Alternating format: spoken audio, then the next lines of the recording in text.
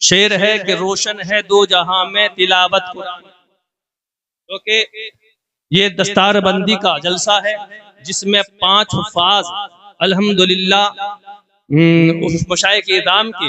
مبارک ہاتھوں سے تاج جزی سے ان کے سروں پر رکھا جائے گا۔ قاری جاوید صاحب نے 5 حافظ قرآن بنائے ہیں، 5 حافظ قرآن مدرسہ فیضان سرکار کلاں سے پیدا کیے ہیں۔ یہ کوئی معمولی بات نہیں ہے، یہ بہت بڑی بات ہے، اور یہ رب تبارک و تعالیٰ کا نظام ہے کہ رب تبارک و تعالیٰ نے قرآن کا نازل کرنے والا بھی وہی ہے اور قرآن کا محافظ بھی۔ کہا ہے روشن ہے دو جہاں میں تلاوت قرآن کی، سناری بات نہیں، روشن ہے دو جہاں میں۔ حضرات محترم، دنیا کے اندر کوئی کتاب ایسی نہیں کہ جو ہر لمحہ جس کی تلاوت ہوتی ہو، جس کا ورد ہوتا ہو، ہماری رب کا قرآن ہے، رب کا کلام ہے کہ جو 24 گھنٹہ ہر لمحہ جس کی تلاوت ہوتی ہے، کہیں رات ہوتی ہے، کہیں دن ہوتا ہے، کہیں وقت فجر ہوتا ہے تو کہیں وقت ظہر ہوتا ہے، کوئی لمحہ ایسا نہیں کہ جس لمحہ قرآن مقدس کی تلاوت نہ ہوتی ہو۔ روشن ہے دو جہاں میں تلاوت قرآن کی، اللہ کر رہا ہے حفاظت قرآن کی۔ حضرات محترم، پہلے دن سے قرآن کے مخالف رہے، قرآن کے منکر رہے، لیکن جو قرآن کے مخالفین ہیں، جو قرآن کے منکرین ہیں، ان کی گردنوں پر اس وقت سے لے کے آج تک اور صبح قیامت تک قرآن کا چیلنج ان کی گردنوں پر رہے گا، وہ قرآن کا جواب نہیں لا سکتے ہیں۔ تو حضرات محترم، روشن ہے دو جہاں میں تلاوت قرآن کی، اللہ کر رہا ہے حفاظت قرآن کی، اور دل میں بسا لو اپنے عظمت قرآن کی۔ یہ قرآن مقدس ہے، رب تبارک و تعالی نے اپنے محبوب کے ذریعے ہم گنہگاروں کو عطا فرمایا ہے، اپنے محبوب پر نازل فرمایا ہے، تو طاقوں میں سجانے کے لیے نہیں بلکہ سینوں میں سجانے کے لیے، سینوں میں بسانے کے لیے نازل فرمایا ہے، سینے سے لگانے کے لیے نازل فرمایا ہے۔ حضرت عمر بن خطاب رضی اللہ تعالی عنہ اس قرآن مقدس کو، رب کے قرآن کو، رب کے کلام کو سینے سے بھی لگاتے تھے، آنکھوں سے بھی لگاتے تھے اور سر پر بھی رکھتے تھے۔ تو یہ قرآن پاک طاقوں میں سجانے کے لیے نہیں بلکہ اس کی عظمت کو سمجھو، اس کی اہمیت کو سمجھو، اور جب تک مسلمان قرآن کی عظمت کو سمجھتے رہے، اس کے احکامات پر عمل کرتے رہے، اس کی تلاوت کرتے رہے، تو مسلمانوں کا بول بالا رہا۔ دل میں بسا لو اپنے عظمت قرآن کی، محشر میں ڈھونڈے گی شفاعت۔ کہہ دو سبحان اللہ، ایک مرتبہ آپ بھی کہہ دو سبحان اللہ۔ تھوڑی محنت کر لیجیے، میں جا رہا ہوں۔ دل میں بسا لو اپنے عظمت قرآن کی، محشر میں ڈھونڈے گی شفاعت قرآن کی۔ اور قاری جاوید صاحب نے 5 حافظ قرآن پیدا کیے ہیں۔ حافظ قرآن کے تعلق سے حدیث رسول ہے، اور مفتی صاحب قبلہ نے اسی حدیث پاک کو اپنے شعر میں پرو دیا ہے کہ گھر بھر کو بخشوائے گا ہر ایک حافظ قرآن۔ یہ حضرات محترم قابل مبارکباد ہیں ان حافظوں کے والدین کہ جنہوں نے اپنے بیٹوں کو حافظ قرآن بنا کر آخرت کا سامان پیدا کر دیا۔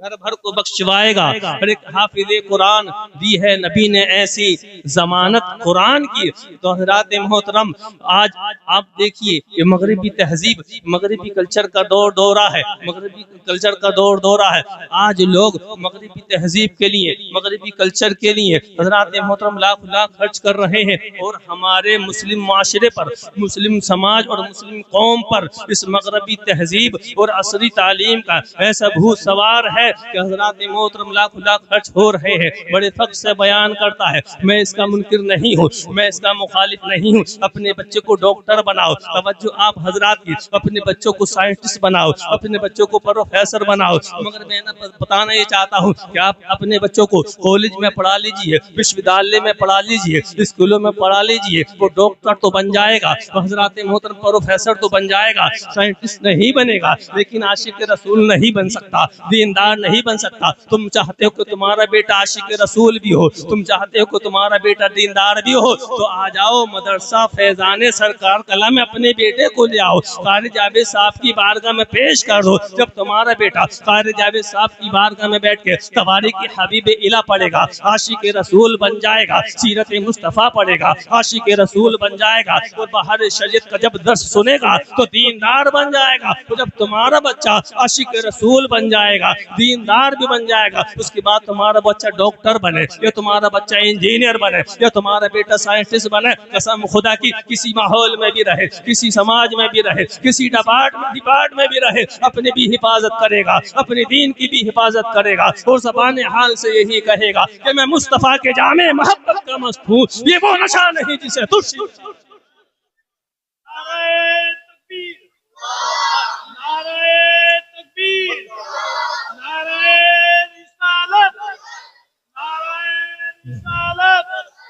فیضان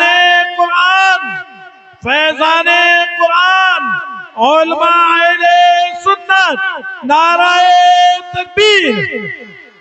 میں یہ نہیں کہتا کہ تم انگلش نہ پڑھاؤ، میں یہ نہیں کہتا کالج میں ایڈمیشن نہ کراؤ، کرائیے، مگر حضرات محترم پروفیسر بنانے سے پہلے دیندار بنا دیجئے، اور انجینئر بنانے سے پہلے عاشق رسول بنا دیجئے، انشاءاللہ تمہیں دنیا میں بھی عزت ملے گی اور آخرت میں بھی عزت ملے گی۔ اور حضرات محترم غور کرنے کا مقام ہے کہ ایک بیٹا جو کالج میں پڑھتا ہے، ایک بیٹا جو اسکول میں پڑھتا ہے، میں فیضان قرآن کی طرف آ رہا ہوں، فیضان حفظ قرآن کی طرف آ رہا ہوں۔ حضرات محترم میں عظمت قرآن کے حوالے سے بول رہا ہوں، حضرات محترم ہماری سانسیں ختم ہو سکتی ہیں مگر عظمت قرآن ہم بیان نہیں کر سکتے، ہم تو بس برکتیں حاصل کر رہے ہیں۔ غور کرنے کا مقام ہے، ایک بیٹا جو کالج میں پڑھ رہا ہے، لاکھ اس پہ خرچ ہو رہے ہیں، CBSE بورڈ سے منسلک اسکول میں ایڈمیشن ہوتا ہے تو ایک سال کا ایک بچے کا کئی لاکھ روپے کا خرچ ہوتا ہے، اور اس کے ناز و نخرے بھی برداشت کرتا ہے اور اس کے اخراجات، اس کے خرچے بھی برداشت کرتا ہے، مگر کوئی باپ اپنے بیٹے کو جو پڑھنے والا ہے، مولانا عتیق رضا برکاتی کی توجہ کا طالب ہو، الحمدللہ بہت حساس اور متحرک ادیب اہل سنت ہے جو ہر فن میں ماہر ہے، اللہ تبارک و تعالی ان کی علم میں بھی برکتیں عطا فرمائے، ان کے فن درس و تدریس میں بھی برکتیں عطا فرمائے، نظامت و نقابت میں بھی برکتیں عطا فرمائے۔ حضرات وہ بیٹا جو کالج میں پڑھ رہا ہے، جس بیٹے پر لاکھ خرچ کر رہا، کوئی باپ اپنے بیٹے کو ماسٹر کہہ کر نہیں پکارتا ہے، سر کہہ کر نہیں پکارتا ہے۔ حضرات محترم توجہ ہے آپ حضرات کے لیے، سننے کے لیے سنے، کوئی باپ کالج میں پڑھنے والے بیٹے کو ماسٹر کہہ کے نہیں پکارتا ہے، سر کہہ کے نہیں پکارتا ہے، ٹیچر کہہ کے نہیں پکارتا ہے، مگر اللہ اکبر کبیرہ، قربان جائیے فیضان قرآن پر، قربان جائیے فیضان حفظ قرآن پر۔ وہ ایک چھوٹا سا بچہ جو ابھی 9 یا 10 سال کا بچہ ہے یا 11 سال کا بچہ ہے، نازلہ قرآن کمپلیٹ کرنے کے بعد جب قاری جاوید صاحب کی بارگاہ میں حفظ کرنے کے لیے آتا ہے، قرآن مقدس ہے، قرآن مقدس کا پہلا جز ہے، پہلے جز کا پہلا سبق سناتا ہے۔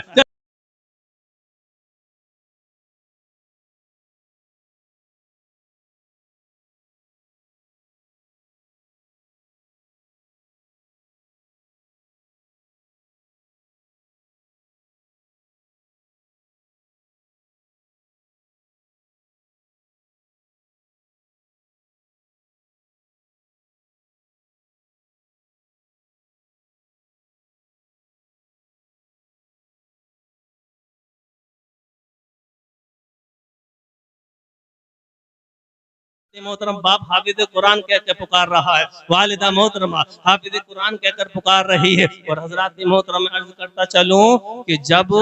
کہ کاغذ کے کتنے ٹکڑے ایسے ہوتے ہیں کہ جن کی کوئی ویلیو نہیں ہوتی، انشاءاللہ صاحب آپ بھی ہمارے پڑتا ہے تو حضرات محترم جب کمپنی کاغذ چھاپتی ہے، پورا کاغذ ہوتا ہے، اس کی کوئی ویلیو نہیں ہوتی، لیکن جب اسی کاغذ پر رب کا قرآن چھپ جاتا ہے تو قاری قرآن حافظ قرآن کاغذ کے ٹکڑے کو سینے سے بھی لگاتے ہیں، اس سے درد دل کا علاج بھی کرتے ہیں۔ اور ایک وہ بچہ جو ہمارے سماج کا غریب گھرانے سے تعلق رکھتا ہے، غریب خاندان سے تعلق رکھتا ہے، جب اپنے سینے میں 30 پارے محفوظ کر لیتا ہے تو اعلیٰ خاندان کا ہو یا ادنا خاندان کا ہو، امیر خاندان سے ہو یا کروڑ پتی خاندان سے ہو، اسے کوئی اعتراض نہیں ہوتا، اسے کوئی مشکل نہیں آتی۔ جب یہ بچہ نماز تراویح کے لیے مصلی پر کھڑا ہوتا ہے، یہ نماز پنجگانے کے لیے مصلی پر کھڑا ہوتا ہے، تو وہ جو امیر خاندان سے ہے، جو اعلیٰ خاندان سے ہے، وہ بھی یہی کہہ کر نیت کرتا ہے کہ پیچھے اس امام کے، اعلیٰ درجے خاندان کا ہے، وہ بھی یہی نیت کرتا ہے کہ پیچھے اس امام کا۔ تو یہ ہے کہ وہ باپ کہ جس نے انگلی پکڑ کر چڑھایا ہے، جب یہ حافظ قرآن ہو گیا مصلی پڑ جاتا ہے تو باپ بیٹا کہہ کر نیت نہیں کرتا ہے، تاؤ بھتیجا کہہ کر نیت نہیں کرتا ہے، چچا بھتیجا کہہ کر نیت نہیں کرتا ہے، بلکہ باپ بھی یہی کہتا ہے پیچھے اس امام کے، تاؤ بھی یہی کہتا ہے پیچھے اس امام کے، چچا بھی یہی کہتا ہے پیچھے اس امام کے۔ یہ قرآن کی برکتیں ہیں، یہ قرآن کی برکتیں ہیں۔ اور حضرات محترم بات آگے تو میں عرض کرتا چلو، کاغذ کے ٹکڑے پر قرآن پاک چھپا، وہ قرآن پاک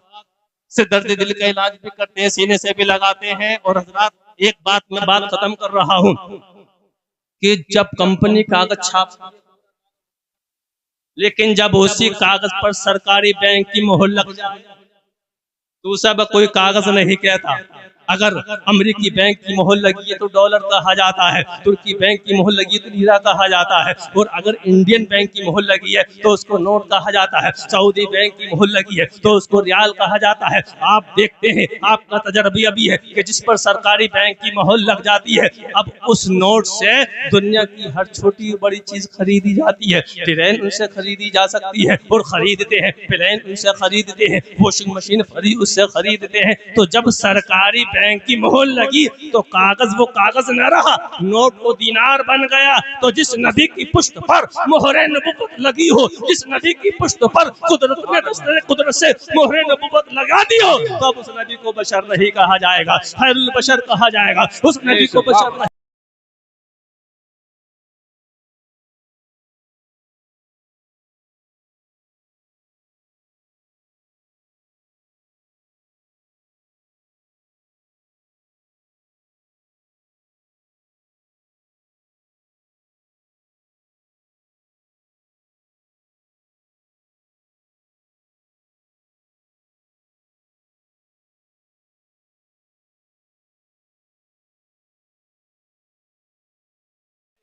میں طلباء کو میں نصیحت تو کیا کروں، ان کو بس مشورہ دے سکتا ہوں، نصیحت کرنے کے لیے ہمارا مولانا صاحب ہے،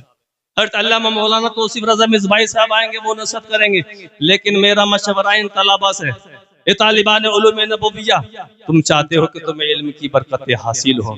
تمہارا سینہ مضبوط ہو، تمہارا سینہ علم کا خزینہ ہو، تو اپنے اساتذہ کا ادب و احترام کرو، کیونکہ ہمارے اسلاف سے صحابہ کرام سے ہی پتہ چلتا ہے۔ اور جو اپنے استادوں کا ادب و احترام کرتا ہے، استاد کی نظر کرم ہوتی ہے، سینے کو علم کا خزینہ بنا دیتا ہے، علم کا پہاڑ بنا دیتا ہے۔ حضرات محترم عثمان ہارونی نے خواجہ معین الدین چشتی اجمیری کو سینے سے لگایا ہے تو تصوف کا امام۔ سبحان اللہ۔ مجھے ایک حدیث پاک یاد آ رہی ہے، بات ختم کر رہا ہوں۔ بخاری شریف صفحہ نمبر کتاب العلم صفحہ نمبر 22 کی حدیث ہے، حضرت ابو ہریرہ رضی اللہ تعالی عنہ جو پیارے نبی کے بڑے چہیتے صحابی ہیں، نبی کی بارگاہ میں حاضر ہوئے، عرض کرتے ہیں یا رسول اللہ صلی اللہ تعالی وسلم ادب و احترام سیکھ لیں، میں مہمانان رسول کے لیے یہ حدیث پاک پیش کر رہا ہوں، طالبان علوم نبوی کے لیے میں ایک پیغام دے کے جا رہا ہوں حدیث پاک کی روشنی میں۔ اور خود شیخ عبدالحق محدث دہلوی کی والد گرامی ارشاد فرماتے ہیں، شیخ عبدالحق محدث دہلوی سے سیف الدین ارشاد فرماتے ہیں، بیٹا عبدالحق خشک ملا مت بن، خشک ملا مت بن جانا، بلکہ ہمیشہ مصطفیٰ کے عشق سے سینے کو روشن۔ میں آ رہی بات نہیں، حضرت ابو ہریرہ حاضر ہوتے ہیں، یا رسول اللہ میرا حافظہ کمزور ہے، مجھے نسیان کی شکایت ہے، آپ کی حدیث مبارکہ کثرت سے سنتا ہوں، آپ کے فرامین بڑی توجہ سے سنتا ہوں، مگر یا رسول اللہ آپ کے فرامین مجھے یاد نہیں رہتی، آپ کی حدیث مبارکہ مجھے یاد نہیں رہتی، آپ کے ارشادات مجھے یاد نہیں رہتے۔ اللہ اکبر کبیرہ، جس انداز سے حضرت ابو ہریرہ نے نبی کی بارگاہ میں اپنے حافظہ کی شکایت کی تھی، نسیان کی شکایت کی تھی، اسی انداز سے مدینے والے نبی نے، غیب بانٹنے والے نبی نے، غیب دار رسول نبی نے حضرت ابو ہریرہ کا علاج بھی ارشاد فرماتے ہیں، اے ابو ہریرہ تمہیں نسیان کی شکایت ہے، تمہارا حافظہ کمزور ہے، حدیث پاک کے الفاظ ہے، پیغمبر اسلام ارشاد فرماتے ہیں وَبُسُطْ رِدَاءَكَ، اے ابو ہریرہ اپنی چادر کو پھیلا، توجہ آپ حضرات کی، ادب و احترام کے ساتھ آئے. پیارے مصطفیٰ نے ارشاد فرمایا او بسطری دعاکا اے ابو ہریرہ اپنی چادر کو پھیلا دو. کچھ خاکسار نے گنبد خضرا کی جانب متوجہ ہو کر عرض کی یا رسول اللہ آپ کے صحابی نے نسیان کی شکایت کی, حافظہ کمزور تھا, یہ بات آپ کے سامنے رکھی تھی, یا رسول اللہ چادر پھیلانے کا مطلب کیا ہے؟ تو گنبد خضرا سے جواب ملے گا ارے تو نہیں جانتا ہے کہ چادر پھیلانے کا حکم کو دیا جا رہا ہے. آج میں اپنے چہیتے صحابی کو اتنا عطا کروں گا کہ اس کے ہاتھوں میں نہ سما سکے گا, اس کے دامن میں نہ سما سکے گا. اس لیے پیغمبر اسلام نے ارشاد فرمایا ابو ہریرہ اپنی چادر کو سبحان اللہ ماشاءاللہ ماشاءاللہ. حضرت ابو ہریرہ نے اپنی چادر کو پھیلا دیا. اب غیب دار رسول اور غیب بانٹنے والے نبی نے اپنے دونوں رحمت والے ہاتھوں کو واہ واہ واہ اور اپنے رحمت والے ہاتھوں کو ملایا, چادر میں انڈیل دیا اور انڈیلنے کے بعد ارشاد فرمایا ضمہو الی صدرک, اے ابو ہریرہ اس چادر کو اپنے سینے سے لگا لو. یہی تو ملتا ہے ادب و احترام کرنے سے, یہی تو ملتا ہے تعظیم کرنے سے. پیغمبر صلی اللہ علیہ وسلم ارشاد فرماتے ہیں ضمہو الی صدرک, اے ابو ہریرہ اس چادر کو اپنے سینے سے لگا لو. حضرات محترم علم لینا آئے تھے نہ آئے تھے, ادب و احترام سے آئے تھے, آ کر ارشاد فرماتے چادر کو سینے سے لگا لو. قسم خدا کی دہلی کا وہابی ہوتا, انڈیا کا وہابی ہوتا تو اکڑ جاتا, مگر وہ مدینے کے صحابی تھے, انہوں نے نبی پاک صلاۃ و تسلیم صبح شام کو دیکھا تھا, مصطفیٰ کی عطا کو بھی دیکھا تھا, مصطفیٰ کی ادا کو بھی دیکھا تھا. صحابہ اکرام کا یقین تھا کہ جب مصطفیٰ نوازنے پر آتے ہیں, عطا کرنے پر آتے ہیں, تو ان کی عطاؤں کا نظر آنا کوئی ضروری نہیں ہے. اس لیے حضرت ابو ہریرہ شش و پنج میں نہیں پڑھتے ہیں, کوئی شک و شبہ نہیں ہوتا ہے. نبی نے ارشاد فرمایا کہ اس چادر کو سینے سے لگا لے. حضرت ابو ہریرہ اس چادر کو سینے سے لگا لے. سبحان اللہ سبحان اللہ. چادر کو سینے سے لگانا ہوا ہے. اب حضرت ابو ہریرہ کی سنو, وہ فرماتے لوگوں جب سے میں نے اس چادر کو اپنے سینے سے لگایا ہے, میرے سینے میں علم کا سمندر موجے مارنے لگا, میرے سینے میں علم کا سمندر ٹھاٹے مارنے لگا. ابو ارشاد فرماتے ہیں کہ اس چادر کو سینے سے لگانا ہوا ہے, میرا حافظہ مضبوط ہو گیا, میرا دماغ روشن ہو گیا, اور اس وقت سے آج تک میں نے جتنی بھی احادیث کریمہ, جتنے بھی فرامین اپنے پیارے نبی سے سورے ہیں, ایک زیر و زبر نہیں بھولا ہوں, پیش و جزم نہیں بھولا ہوں. اور عادت یہ ہے کہ مصطفیٰ نے جس لب و لہجے سے بیان فرمایا ہے, جس اندازے سے بیان فرمایا ہے, جس اتار چڑھاؤ کے ساتھ بیان فرمایا ہے, اس اتار چڑھاؤ کو نہیں بھولا, اس لب و لہجوں کو نہیں بھولا ہوں. یہ حضرات محترم حضرت ابو ہریرہ مصطفیٰ کی بارگاہ میں ادباً عرض کرتے ہیں یا رسول اللہ مجھے علم کی کمی ہے, تو پیارے نبی کی نظر کرم اٹھتی ہے. حضرات محترم علم کا سمندر حضرت ابو ہریرہ کے سینے میں امڑ آتا ہے. تو حضرات محترم یہی میرا پیغام ہے کہ طالبان علوم نبویہ اپنے استادوں کا ادب و احترام کرو, اپنے اساتذہ کا ادب و احترام کرو, اپنے بزرگوں کا ادب و احترام کرو. تم احترام کرو گے علم کے خزانے تمہارے سینے میں امڑ آئیں گے. حضرات محترم اس حدیث پاک سے پتہ چل جاتا ہے کہ میرے مصطفیٰ علم غیب رکھتے بھی ہیں اور علم غیب بانٹتے بھی ہیں. اس لیے تو پیارے رضا اچھے رضا ارشاد فرماتے ہیں ہاتھ جس سمت اٹھا غنی کر دیا مجھے بحر سخاوت پہ لاکھوں سلام, جس طرف اڑ گئی دم میں دم آ گیا, اس نگاہ عنایت پہ لاکھوں سلام. کون دیتا ہے دینے کو منہ چاہیے, دینے والا ہے سچا ہمارا نبی, میرے کریم سے اگر قطرہ کسی نے مانگا دریا بہا دیے ہیں, در بھی بہا دیے ہیں. الرحمن علم القرآن. اللہ اکبر اللہ.